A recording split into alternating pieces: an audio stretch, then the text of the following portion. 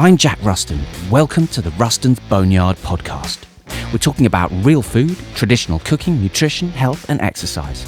We're asking whether a more primal approach to life brings us further in line with the biology evolution has given us.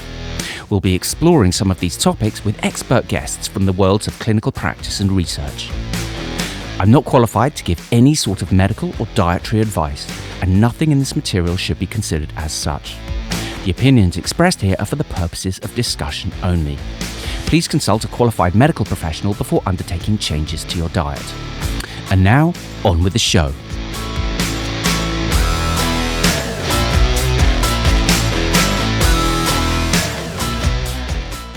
Richard Husseiny is a former strength and conditioning coach with 16 years of experience working with Olympic athletes, both here in the UK and for the Chinese Olympic Committee. He has been an integral part of these teams achieving success at the highest level. Moving on from that world, Richard has identified the principles and practices that proved so effective in professional sport and developed a unique 7-step method that allows us to make groundbreaking changes in our own lives. Whether it be leadership in the corporate world, relationships at home or at work, or some other element of our own physical or mental journey, Richard's freedom of being process can unlock our full potential, and he's here to tell us about it. Rich, thanks for being here. Thank you for having this chat. Well, this is really great. I've been anxious to talk to you. So look, first of all, just briefly, what's it all about? Is this leadership? Is it well-being? Is it self-improvement? What are we talking about here?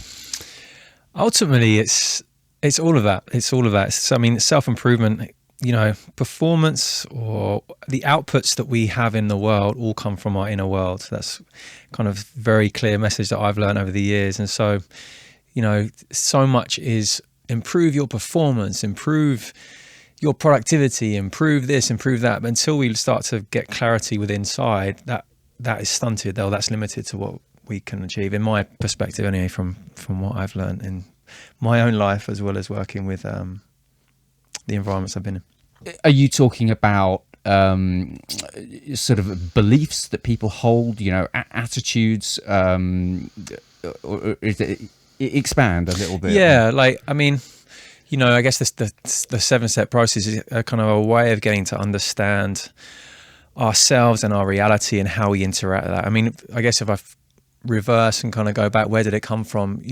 Originally when I qualified as a performance coach, I was very naive in my understanding of human dynamics, and my mindset at the very beginning was like, well, the human body is just a machine. You just tell it what to do and it'll do it. And of course, how wrong was I? And also, no matter how talented someone is, in an athletic world or any environment, but my background in the athletic world, you're still working with human beings, and it doesn't matter what I know, what I knew then or what I know now. It's that relationship, the human connection, that human relationship. And I guess over my career, that's one of the things that I really became naturally to me, to build relationships and to build connections to people, to ultimately so they could trust me.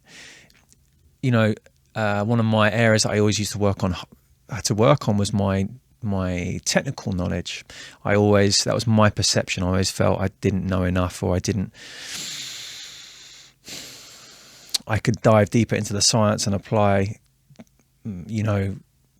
whatever scientific principles to help someone develop. But really that is irrelevant until that person's bought into you. And they ultimately, what I found, and I know many people will say the same, until someone trusts you, until someone understands it in plain English, simple English, it doesn't matter what I know, they won't buy into it. And it's that working with the person, whoever they are, versus, well, I'm the scientist, this is what I know, so this is what you need to follow me to do, and that meeting of minds, that meeting of people to then develop something together. And so, okay, so, all right, that's in the context of the performance of an Olympic athlete, but how does this relate to people now in their everyday lives? Who are your clients today for this process, and what do they need from you? Obviously, they need to build this trust with you as well. in order to sort of trust this process and move on from whatever's blocking them, if you like. So who are these people? What kind of people are they? Typically, they're impact-driven professionals who are lost with direction, lost with self-doubt, that negative internal chatter. They may be very successful, yet still there's that feeling within them that there's more, or unfulfilled, or this is not quite right. And I help them become clear so they become effective, more impactful in their life, and be of better service. That was one of the questions that was with me for most of my career, like this inner, it's just not quite right, something else. So then I would put my attention into a new job or a new relationship or a new this or a new that. Despite, on the surface, don't get me wrong, I had an amazing career. I loved my career, and the places I traveled to, the people I worked with, and the competitions and Olympics. And yet there was still that sense of the perception of success on the outside. People were looking and go, wow, yeah, you do this. Wow, that's amazing. But there was this sense of lost within me for most of my life of, well, this just doesn't feel right. Why doesn't it feel right? What's going on? Oh, it must be, okay, I can find it in this job. I can find it here, find it there, whatever. But it never did ultimately. And so the process I now bring through into the impact-driven professionals is getting clear, well, what is underneath that? What is driving that sense of, whether it's unfulfillment or that sense of feeling lost? Because on the surface, there's success potentially, but why else? Why is there no satisfaction? What else is going on underneath that? And it crosses over into exactly, I think you said self-development, self-improvement, getting to know oneself, understanding who am I doing this for? What am I doing it for versus, or what do I want to be versus who do I want to be? Do you think that maybe some of the roles that we're adopting don't speak to the kind of primal requirements that we have as a sort of animal? So much. Do you think maybe people are going to an office to learn how to, not to learn, to make money trading futures or whatever they're doing, but there's a big part of them that wants to, chop wood and carry water? For sure. I think there's I can only say what from my experience, but just a lack of connection. There's this striving, achieving, so many people are striving to achieve something in their life, to make their life a success, to progress. Yet, again, from my experience, that achieving, that reaching, that trying to get somewhere else is because right now is so uncomfortable. That present moment where someone is right now is so uncomfortable that they feel like. And so I think connecting back to, the long hours, maybe someone's earning a great salary, maybe they've got their wonderful house and their wonderful family. Yeah. Yet if they're not with their family, or if there's not that connection, then there's a core human need that's not being met. And so what are these stories? Exactly how you said, what are the stories that we're living by? Whose are they? Are they ours? Are they cultures? Are they our families? Are they? And so how do we get clarity on that? Did you feel like a fraud? Yes, so much. I remember finishing my masters and the naive assumption thing, well, once I've done that, I'll know it. Finish my masters, well, I don't know anything. I've got all the tools, but I have no idea how to apply them. Then you get experience. Still, even my last job, thinking, well, I could be doing this better. This constant questioning. And I think I'm not unique in that, but I think that's one quality I've gained from, elite performance, is asking the right questions. There's so many methodologies and principles, but the questions help unlock kind of the right direction in a way. And it's an art of doing that, but it's not a cookie cutter type thing. You have to, what is the sport? Who's the person in front of you? What's the history? What are the aims of everyone here in the team? And so, yeah, exactly that. Like a fraud was a common feeling. Yeah, I mean, I bet athletes must feel like that. They must think, oh God, that this is the time I'm going to go out on the track and I'm going to run, and everyone's going to be 10 meters ahead of me, and they're all going to realize that basically I've just been somehow just scraping through all this time, and looking like I was quite good, but actually I'm shit. There's Or I suppose some of them are overconfident in another yeah. way. Yeah, I mean, the best certainly believe in themselves. There is doubt, there's a natural doubt, but they believe in themselves fully. And I think the differentiation between the people who succeed on the world level and the people who don't quite, there are multiple factors to it. But just from what I saw, the people who succeed trust the process. They're doing the process being, what can they control? What have they got control over versus other people worry about, okay, what about the other people are doing? What if the things that they can't control take up too much attention versus trust the process, and then always review the process, but trust the process. Okay. And you think that applies here to your method? You've developed a process here which people can follow, and if they just focus on the steps and achieve those steps, then this is gonna flow through to. Yes, I would say that in terms of achieving the steps, I don't think it's about achieving the steps. I think it's it's a 7-step process, and they unlock. It's the subtle layers of awareness of how you are in the world versus the expectations of the world. The first step would be, how do you make sense? So how do you make sense being, most often than not, generally speaking, people are stuck in their heads, so stuck behind their eyes, and they disconnect from their body completely. And so what that does is losing out on so much sensory information. And just on the, how emotions are made, if you've not heard of Lisa Feldman Barrett, really worth checking her out on that book. But the idea that at our core metabolic being, we're only ever in 4 levels of perception, I suppose. So we're either pleasant, unpleasant, aroused, or calm.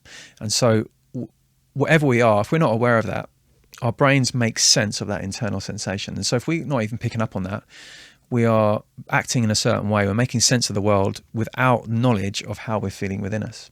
And I think linking, what made me aware of that to start with were, worked with one of athletes, but mainly acrobatic athletes in my career.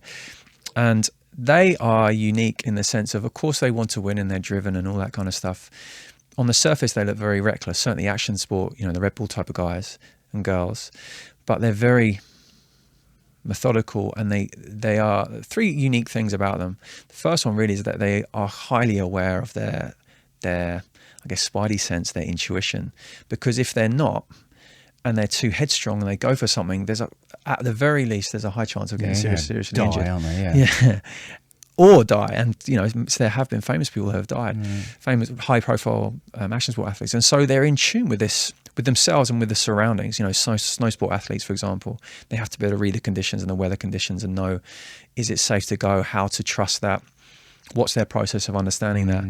And a high profile case recently, or a high profile example of this was Simone Biles in the Olympic Games, who, one of the greatest gymnasts of all time, pulled herself from the competition because she wasn't right. Her description was lost in the air. And so a gymnastic athlete or a acrobatic athlete, when they say lost in the air, they just don't know where they are in space, and so they lose their landing. They don't know where they're going to land, which again can cause serious injury. And so connecting to that.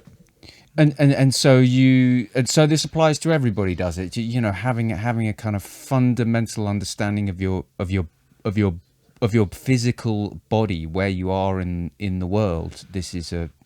Is this what you're talking about here in this in terms of how we tackle this step? What kind of things are we doing? Are we doing sort of breath work and movement, and what does it look like? Exactly that. We are human beings and we are animals. We have a nervous system, we are physiology, and so much of that has nothing to do with performance. It has everything to do with just being human. And so can we regulate our neurophysiology? There are so many different ways of doing that. Our brains and our hearts and our vagus nerve connects all of that and goes from a brain heart route. And so if we're not even aware of that, we have no idea how to manage that and manage our state. And you mentioned breath work is one very effective tool. Cold water, singing, humming, just couple of simple ways of how to regulate your vagus tone. And so if we can begin, rather than thinking, mindset is of course it's really important, and it's one of the things I focus on. yet it doesn't matter how much we tell ourselves, I want to feel like this, I want to be like this. If our body doesn't line up to that, we're never going to be that, because our body's always going to be in a state of stress or an arousal state.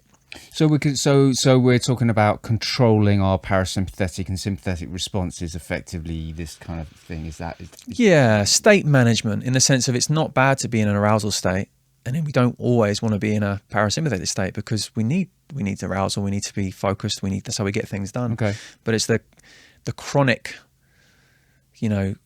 fibrillation of stress, where our respiration is poor, we're in a poor position, we're eating poor foods, we're not getting enough movement, we're all this kind of knock-on effect, we're not hydrated, not getting enough sleep, over caffeinated. It's having physiological changes. Well, this is going to be very familiar to a lot of the people that follow me. It's a lot about the sleep, the nutrition, the movement, the stress control.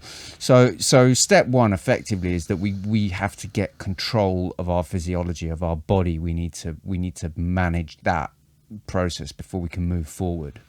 Manage it and understand it, in the sense of all the other senses that. Our interoceptive level and our Umwelt. So our Umwelt is simply, that's a German word for the level of sense that we perceive. Daniel Spiegelman, I think it is, he kind of one of the leaders in this field, understanding, for example, a bat communicates or navigates the world through sound wave. And there's all this base level of reality that each animal, creature tunes into. And yet, if we just take what we experience as 100% true, then we're missing out on what else may be there. And so, for example, HeartMath Institute in America, they study the heart for 25 years or so. And so our hearts give off an electromagnetic wave, a very objectively measurable electromagnetic wave. That wave, when we're feeling feelings such as fear or anger, then that wave is incoherent. And so when we're feeling like feelings of love or appreciation or gratitude, that wave is coherent. And so you think that just around 17% of our communication is verbal, the rest is resonance. So our body language, our coherence and all that kind of stuff. If we're unaware of that, we may go into a situation, a difficult conversation or a relationship or a meeting at work or whatever it is, thinking that all we say is all that matters, and it doesn't at all.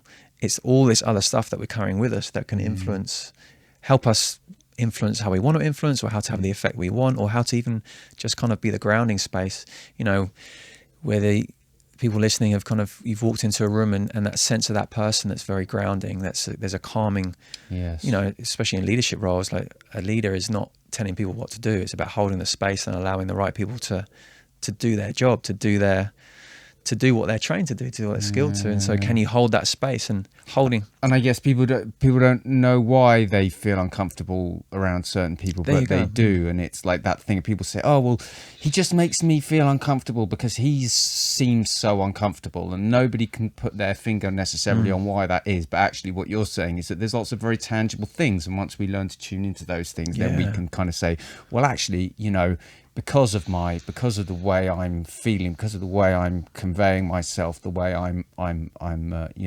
presenting physically, other people are uncomfortable. They're unsure about me. They can feel my bad voodoo. Exactly that. And science is just giving some objective data surrounding this, where an area that I found fascinating is indigenous cultures, and this is how they live their life. They're in nature most of the time. Coming back to what you said about reconnecting back to a simple way of being, and the cavemen, or however you want to call it, but that sense of those senses, when we're in nature, they're allowed to come out. They're allowed to, but most of us are stuck in front of a computer most of the day. We're deconnected, deconditioned, kind of zoo animals in a way. We're just on this chain of just keep going and going and going. Yes. All right. So take us forward. Step 2. How do you show up? So how do you show up? And the assumption being that, we are as credible as we think we are. We're as reliable as we think we are. We're as empathetic as we think we are. When in truth, that differs between different relationships. And, how do we ever know that? How do we ever have an honest conversation with the people at work. Maybe we don't because there's a threat. Well, if I have that, that might be uncomfortable. If I show my weaknesses, or if someone realizes that I'm not as credible as I say I am, then maybe I'll lose my job. All this hidden stuff that are just holding us back. And then intimately, whether that's our partners or our family or our children or friends, do we want to rock the boat? The perception of, if we bring this up, is this going to be uncomfortable? And if it is uncomfortable, then the default would be, well, that's bad, rather than seeing it as our growth for development, and kind of we all have our lenses of life and how we think we are. And it's just a powerful process to go through. To more than anything, I think the one takeaway from that is just you're giving the olive branch to create stronger relationships. Because if you're vulnerable enough to be able to open up and say, look, I want to work on myself here. I want to, work on the areas that other people, I want to know how other people perceive me, and then I want to be able to work on them. That is only a good thing. That's only, certainly my experience, it's the people who reject that are few and far between. And if they do reject that, they're either not worth being in a relationship with, they're not worth investing your time in, because if they're not open to that and you're actively seeking, then it allows you to see who you can trust and who you can't. So it's a sort of, you're talking about a kind of authenticity, aren't you? You're talking about being able to drop some of the kind of veneer that perhaps we have as individuals. We're kind of this is the way I want to be perceived. This is my Instagram filter that I carry with me everywhere. Exactly that. And I paste it up. Exactly that. So I can envisage how you might have exercises that people take forward into their lives to try to maybe make themselves more vulnerable and become stronger in that way, and their relationships stronger by shedding some of that. Move on. What comes next? How do we communicate? So much miscommunication is based on assumptions. And how do you get clear on that? Where we get our data from, data being information about someone or something or some situation that's happened. And then we make assumptions that form our beliefs, or assumptions that form conclusions that form beliefs and then drive our actions. And so, I guess this a silly example I like to use is the text message, the WhatsApp text message. You've sent that message, the double arrows come up, they've gone blue, they've seen it. Why haven't they returned it? It's such a good example. And so the data you have in that situation is, well, they've received my message and they've read my message. That's the accurate information that we have. However, the mind would like to make up a story about it. And so now they're blanking me. They're blanking me. They think they don't like me. They don't like what I've said, or they're just rude. They haven't got back to me. Why haven't they got back to me? Yeah. It's 10 o'clock at night. Why haven't they not texted me? What else? Platforming me. There you go. Exactly that. What are they doing?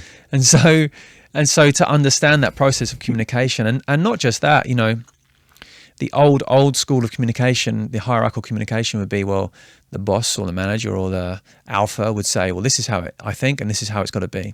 And then maybe a bit more modern twist on that would be, okay, well, what's your reality versus my reality? I want to hear your story and I want to hear my story. And the trouble with that is, one, it's always going to be 50-50. And two, most of the time, we're probably waiting for someone to respond rather than listening to actually understand their point of view. And so there might be a suggestion of another way of doing it is, okay, well, there's your reality. This is my reality.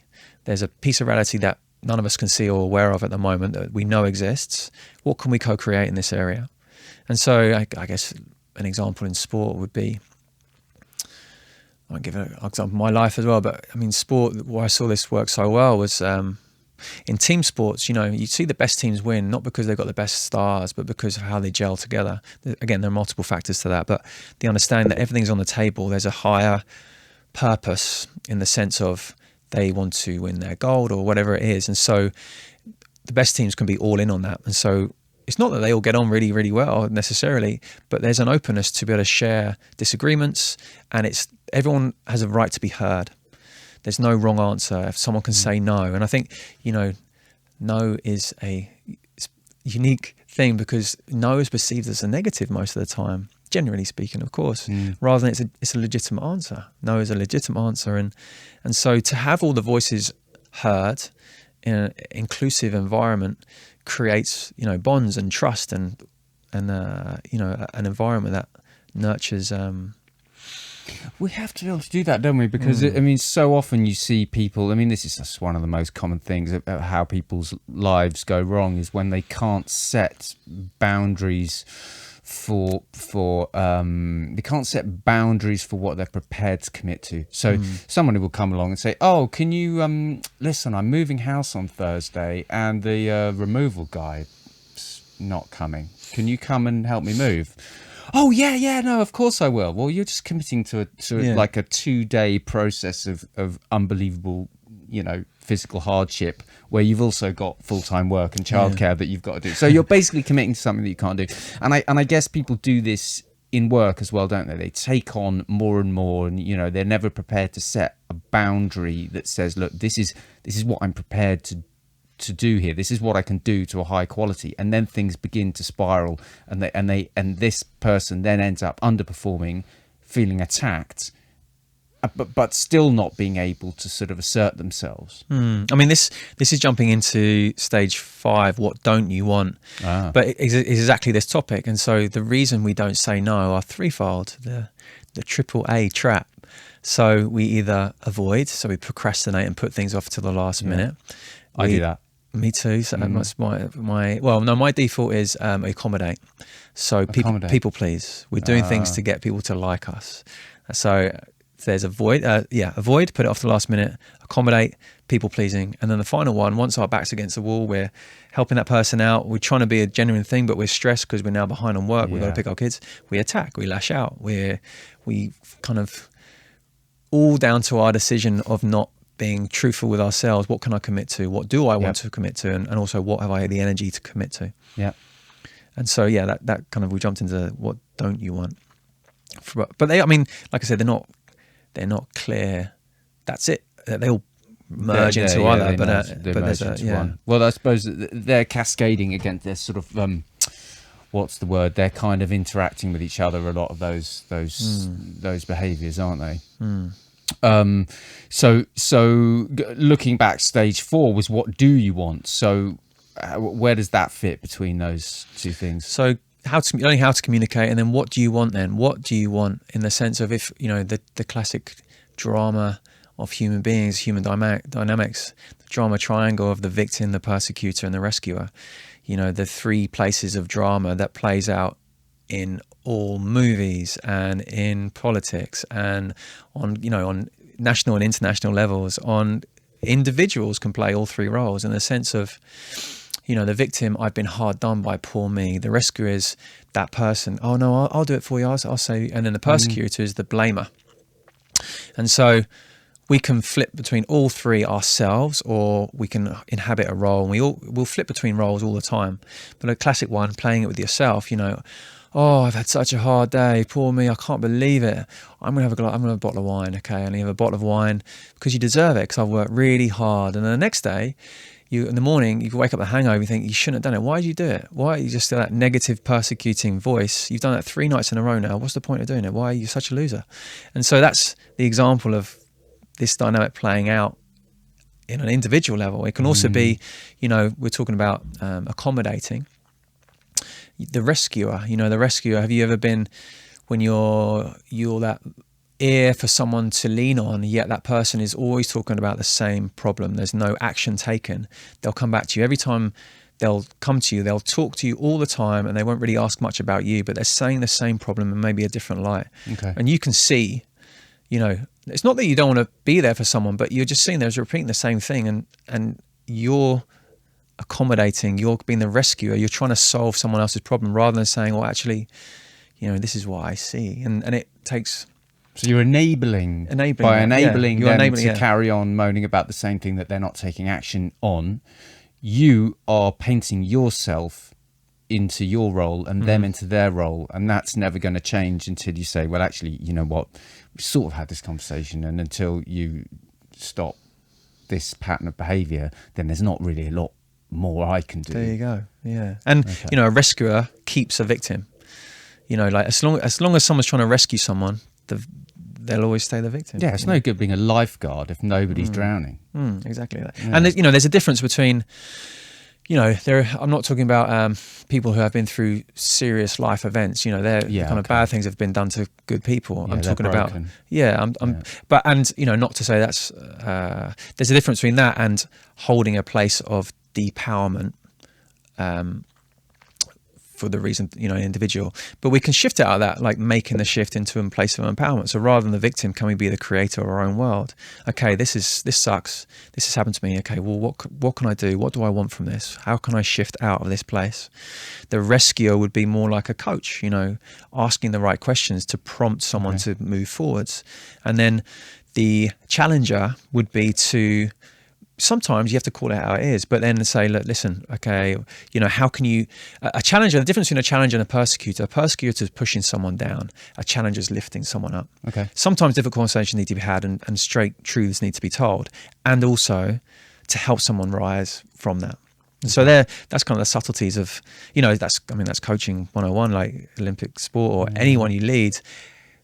How can you get the best out of someone? And sometimes you need tough talk to maybe motivate, or maybe just get the truth out on the table and then say, right, let's work together. How can we do this? And sometimes it's a duvet day. There you go. And sometimes they've cried. Yeah. I mean, yeah. So what you're basically saying is that if we have this understanding, we can just manipulate everybody around us into doing what we want. Exactly that, yeah. And stop kind of bogging the whole situation down with their own boring shit. Mm-hmm. There you go, exactly. I like it. I make it sound like it's, quickly talking about it, it's moments to learn, lifetime to master, all this kind of stuff. And at times you have to honor how you feel. This is crap, whatever, if it's a situation. But and then what do you want?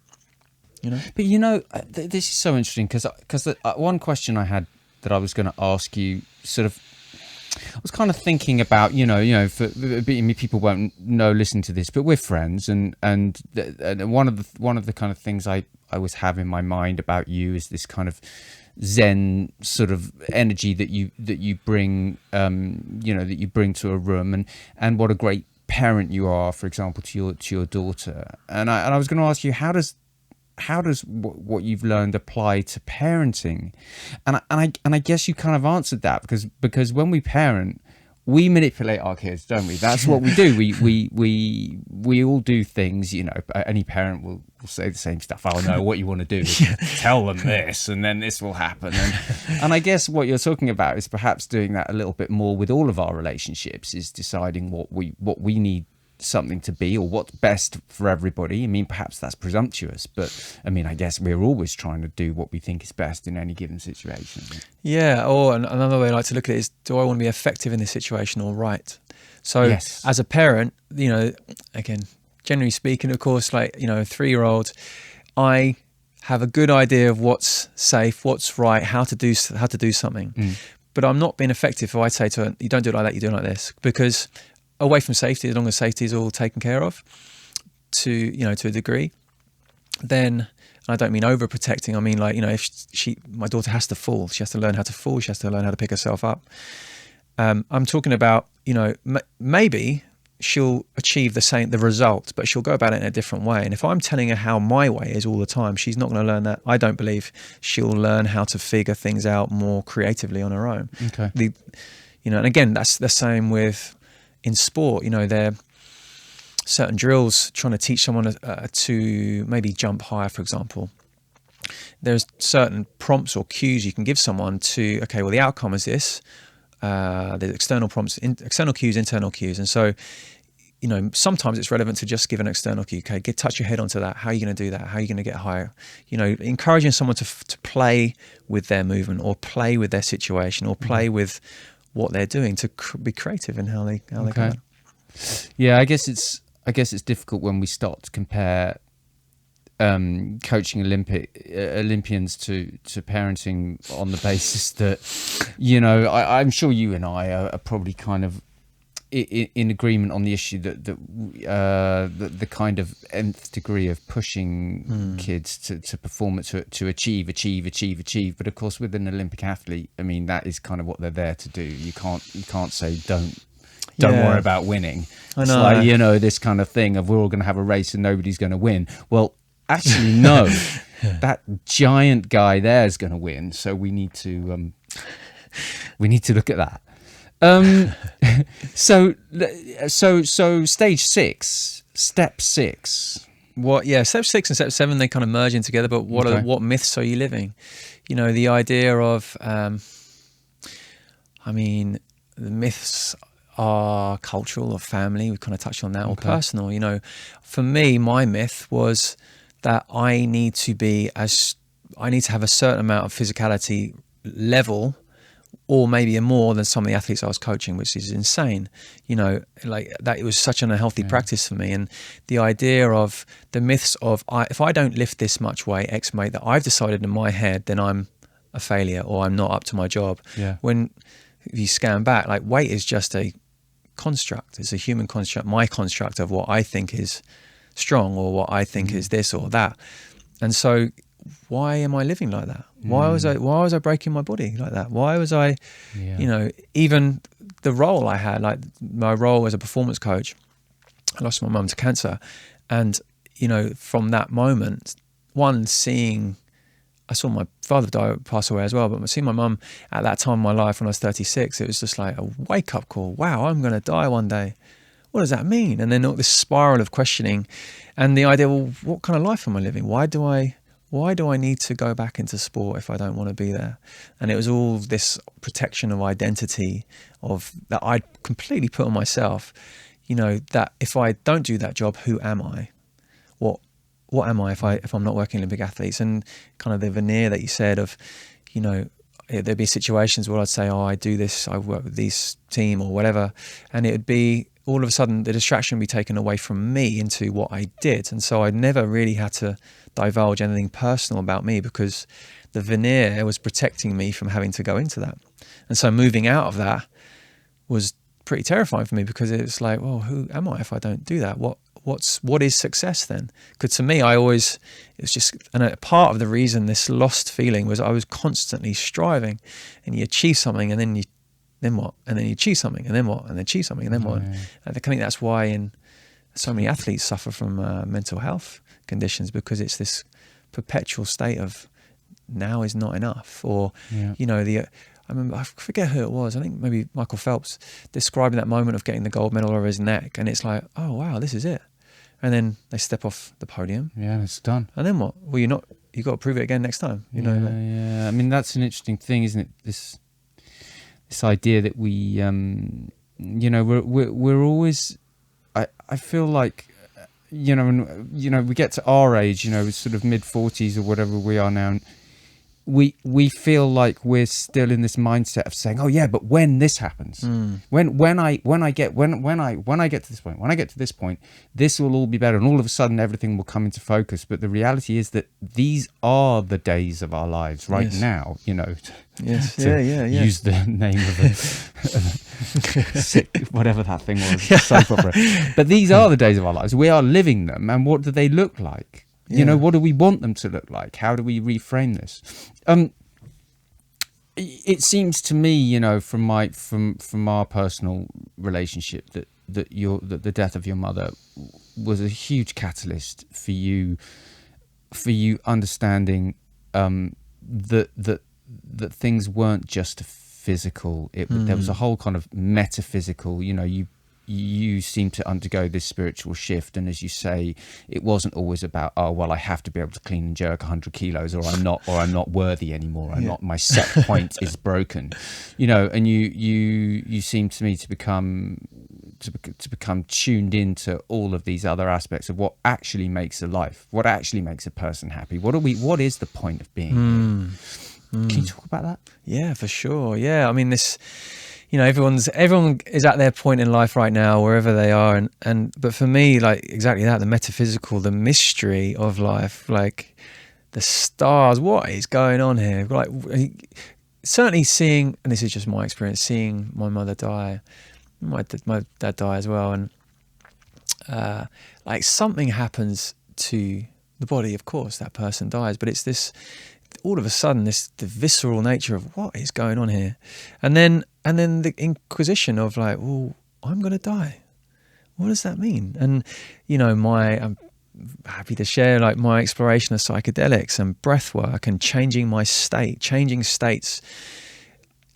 what those states offer me or what have offered me, I'm not saying, I'm not taking them as objective 100% truth, yet they also show me like, whoa, what's that? Like there's a different experience to be had. And I think that's the term, experience.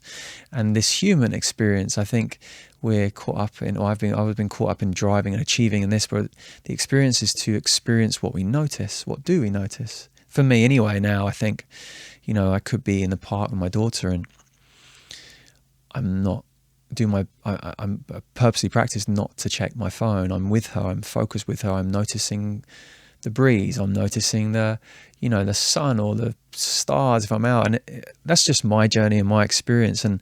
But I think where I've got to with it is that what fascinated me actually was reading, I wanted to understand death. It was like, well, I have no reference here. I was pushed it away from me as far as possible. And then the inevitable happens in the worst way that I could have wanted. My mum, or I say that, in fact, it was probably a blessing because my mum passed away quite quickly. Yeah, so I started to read. I started to kind of draw myself into certain traditions and certain books I'd heard about, and one in particular, like the Tibetan Book of Living and Dying. And my first realization that a whole culture of people devote their whole life to the moment of death. So their life is about freeing themselves from attachments. They're ready to the practice of dying to the moment. And that in a real life situation, that could be like our minds have things planned, how we want them to go, and all of a sudden life gets somewhere, it stops. And so the suffering comes from the attachment we have to that expectation. If we can practice letting go to it, it's okay. And I don't mean just in the mind, like feeling it as well. The body can soften in that. Then we come out of our suffering because we're accepting what is. And so that moment of people, whole cultures prepare themselves for that moment of death. Yet I had no awareness. I didn't even want to think about it, let alone let it in. And I first found that fascinating. And so the more I read, the more I read, the more I practice. And again, like meditation or breath work is a way of getting into a different state. Meditation of just, the way I describe meditation now, to me, it's just about being aware of what's going on. What moods do I feel? Why do I feel angry? What's going on in my body? That's interesting. And trying to see it from a place of perspective rather than, irritated sitting here right now. I don't want to be sitting here. I don't want to be meditating right now. I don't want to do this and do that. Just seeing it like, that's interesting. And why am I doing that? And can I soften to the moment? And I think that's where I'm at it all. Like there's so much going on. We're driven to be focused externally at stuff rather than directing our awareness inwards. And I mean, where are we now? October 21. I think on such a large scale, many people have been forced to either look at that, or it's made people feel even worse. And the COVID and the change of life and the requirements to look at life. And I think, the way I see this now anyway is that, and I take this from indigenous cultures, the idea that we're here to live a life and to live our life as full as possible. And as long as, however that long it is, but not at any one time are we immune from death. Are we immune from, we have the culture says, well, we live, we get our job and we work and get happy, we retire, and then we can enjoy our retirement and we die 70, 80, 90, whatever it is. But in fact, the reality is that who knows what happens, and can we, I think you're saying, can we be more in the moment all the time is now? Like, these are the times of our lives right now. This is the moment, we're living it. Yeah. And so if someone, I mean, our reality is incredibly tinted, isn't it? I mean, you hear all these stories about people who there was one interesting one. This guy gets a nail on a building site. He got a nail driven through his boot, and he's in terrible pain, and he's screaming in pain, and they get him to the hospital and they kind of unpick it all very carefully with things, and it turns out that it didn't actually go into his foot. He was experiencing this intense pain because of what he saw. And on another example, we might take, somebody with body dysmorphia who looks at themselves in a mirror and sees this fat person when in fact they're emaciated. or we might take the example of somebody that believes that they're worthless in some way and whatever. So a lot of what you're talking about, a lot of this is about this disconnection, about learning to disconnect maybe what we believe to be true, thoughts, which could be quite misguided because our consciousness actually, I mean, obviously there are some things, if I stab you with a pin, yes, it's going to smart a little bit, and we can't sort of ignore that. But at the same time, we have to accept that we may be creating a reality in our minds, which is actually one that doesn't necessarily have to exist. To say it doesn't exist is a fallacy, because it does exist. It clearly exists in our mind, if nowhere else. But we can reframe it. We can, I always think that scene in The Matrix where I forget his name, but he's having that steak and he's saying, "Oh, ignorance is bliss." I know this is like he's enjoying the flavors of the steak, but it's just sensory information. Yes. It's just and that, for a reason, that's always stayed with me, and exactly that, like our experience of the world, and I mentioned psychedelics. Like psychedelics are one way. There's breath work. There's music concert. There's meditation. There's so many avenues. Tantra, sexual practice. There's so many different avenues of people achieving higher states of awareness. So the tool is just in a way, an elevator. But the interesting point that I take from that is, this experience can be had from different levels. Music, your area is music, and I don't know anything, but the area of research looking at music and changing brainwaves and kind of, you tell me on this, you'll be better to say on this, but the idea of, the reason the top DJs are the top DJs is because they know how to manipulate that state that people are in. And with, when they drop the beat or whatever they do, like there's an art in that of using the right beats per minute and the whatever it is, the landscape on top of it.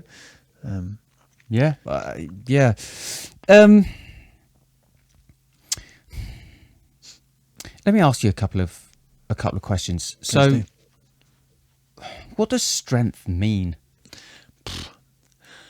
To me now, strength, I know what it doesn't mean. It doesn't mean weight on a bar.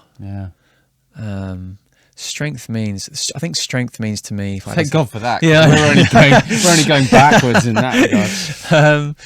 Strength means the ability to look at yourself with honesty, I think. Okay. Okay. What does a day of what does a day of kind of self-care practice look like for you? What do you do on a daily basis to sort of tune into your body? And there's so much to do, but I boil it down to like 1 hour. I don't mean one consistent hour, but what's the minimum I can do of up to an hour of practice a day? And so that's broken down into little pieces. I can tell you what I actually do, but if I've got a busy day, then I know that. So for me, my non-negotiables are, Anna and I, my wife, wake up around 5:30. We get our meditation, visualization, breath work in 5:30 to about 6:30. I'll then do 20 minutes of yoga, not doing a class, like sometimes my eyes closed, just feeling my body, what feels nice. Then it's 7:00, my daughter wakes up, and that's it. And then that's it. School run. And then I go in the sea, so cold water exposure. And to me, that cold water is not about the bravado of going in when the waves are crazy. It's more like, can I let go? Can I let go to the elements? Can I let go? So when it's flat, I'll lay on my back and I'll try and soften my body. And so the benefit of the cold water, I get a lot from it. The effect of that lasted me kind of the rest of the day, and also out in nature and the connection with the sun that helps circadian rhythms. To me, it's like what gives me energy, anything that gives me energy. Whereas before, I used to consider exercise as, I'm healthy, but I wouldn't want to go to the gym, but I still push myself, like it was taking energy from me. And then you feel drained afterwards. Yeah. And you kind of think, oh, look, I've made myself all strong so that I can sit on the sofa just feeling pass exhausted. Out. Or do 50 or 60 miles on my bike and just I look about it now and I think that's crazy. But I think self-care and anything that gives you energy, vitality to help leave you energized and integrated. So that, of course, that covers nutrition. What are you putting into your body? What are you consuming media wise? What, how hydrated are you? How's your sleep? I think sleep, I said I get up early in the morning, but we do that most days of the week, 6 days of the week, and we go to bed at pretty much the same time, wake up at the same time. We don't need an alarm When clock. do you go to bed? 10ish, between 10:30 is late. Yeah. But if you're getting up at 5:30, it just gets borderline, doesn't it? But with that meditation, it's giving me energy. It's the same manner. It's like, it's not. Yeah, you're getting so much from it. Yeah. What do they call that? There's just some form of rest, like waking rest or something. Yeah, like I mean, if you're skilled enough, you can get into delta, theta brainwave activity, which just like deep sleep. Yeah, which I actually heard. I think it was Dr. Joe Dispenza was saying that we don't need 7-8 hours sleep. We need periods of delta, theta brainwave activity. Okay, that's the key part to sleep, because if we're over caffeinated, we're looking at screens before we go to bed, and the sleep cycles, maybe if someone's doing that right before they go to bed and they've had a late coffee, they might miss one or maybe two deep sleep cycles, and so they've been asleep for 3 hours, but they've missed 2 periods of delta wave activity. Yeah, I'm missing them at the moment because Coco, the puppy, keeps wanting to go out in the garden in the middle of the night, and because my wife Jess, obviously, had to do so much getting up in the night with Lila when she was born, I elected stupidly to be the one in charge of putting Coco out in the garden in the middle of the night. And actually, it's interesting. What I've noticed is that when she wants to go out, if I put her out at say 8:30 and then I go to sleep, if she wants to go out before midnight and interrupts that first 4-hour block, that fucks me up. Like, then it's really hard to kind of get that deep rest. It seems to be that first bit of the night where all the valuable sleep is. I don't know if you find the same thing, but then the rest of the night you're kind of like dozing on and off. I think so. I mean, Stella, we're so lucky with Stella, but every now and again she'll wake up a little bit in the night, and if it's sort of 3-4, it seems to be easier than 12-1. Yeah, 12-1's bad. Yeah. Is there anything else about this about these 7 steps that you want to share with us? Obviously, we're going to talk about where to find you, and if anybody wants to come and have a look at it, you've got an amazing sort of slideshow thing that you sent me. Is that up there? Yeah, just like some masterclass, whatever you want to call it. On it's just a free masterclass to kind of check it out and to give you an understanding of this on a deeper level, to kind of have some takeaways, so you can take away some of the ideas. And I think ultimately it's a clearing process. So it's not like you go through all 7 stages and that's it. It's a clearing process. So what's showing up for you now? That's how I use it, the lens through. Okay, well, asking these questions, what's showing up for me now? What can I learn about myself? And then you'll go through it. And certainly in my life and Anna's life, and then we'll go back. Not necessarily keep going around all 7 steps exactly the same way, but it's keep coming back. Like, you're shedding the layers of an onion. You have to peel something back, and then that goes, and that's okay. And then there's a new state of being, and then, something else will come up.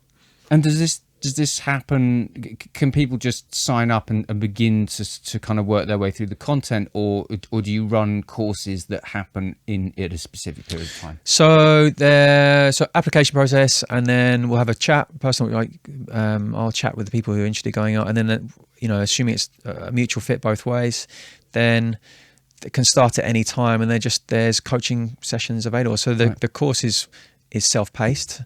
The program is self-paced, but then there's coaching sessions to kind of embed and embody the principles, really. Because I was doing it in block coaching sessions in terms of programs, like 8-week programs or 10-week programs. But there's so much richness to it that it just didn't warrant it. It more like, that's the point of the coaching sessions, to allow someone to kind of integrate it in their own time, because it takes time sometimes. And I guess they can then linger on something that's working for them more. And the power over the group as well, the group coaching sessions, is that people often come with different filters to see it through, and it offers so much richness, because someone could be hearing someone else discuss it and they think, well, I didn't see it like that, and it's just this perpetuating kind of growth process. You don't have to say anything at all in the coaching sessions, and just to listen to other people talking is powerful. And I mean, I get a lot from it as well. Where can we find it?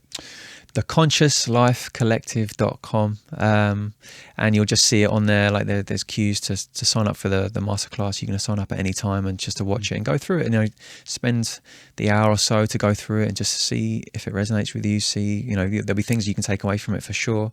And then if it's something you want to work on, then just book yourself. There's a process to go through to book a call with me, and then go through it, and we can look forward to change. Well, that's amazing. Thank you so much for coming and being so open and honest and talking about these things. Some of it's quite kind of difficult subject matter, and it really does. It kind of certainly gets me thinking every time we have a conversation. It gets me thinking on a slightly different level, and it can only be a good thing. Thanks for taking the time. No, I love these conversations. The more we can have them, I think that they're enriching for me, for sure. Yeah, me too. Thanks, buddy. Thank you. Have a good day. And you.